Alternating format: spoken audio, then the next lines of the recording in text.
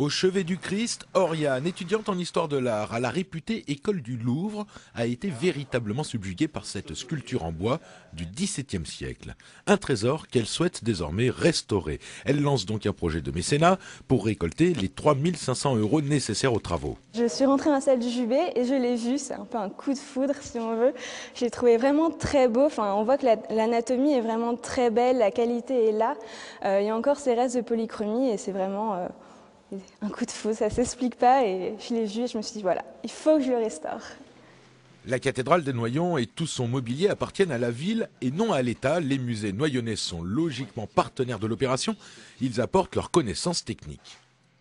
Dans un premier temps, c'est s'assurer qu'il n'y a plus d'attaque d'insectes xylophages qui mangent le bois.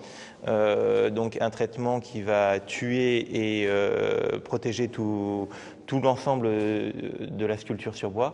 Et dans un deuxième temps, une consolidation pour les petites parties qui sont trop fragiles, qui risquent de casser. Et une remise en place des parties manquantes. Oriane est parisienne, mais sa grand-mère paternelle vit près de Beauvais. C'est elle qui, au fil des visites d'église, lui a donné le goût de l'histoire de l'art.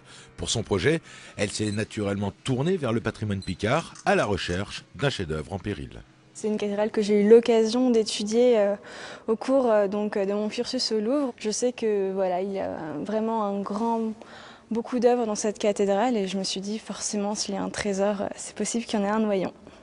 Le Christ de Noyon, après restauration, n'aura toujours pas de bras. Cette restauration coûterait trop cher et risquerait de ne pas faire couleur locale.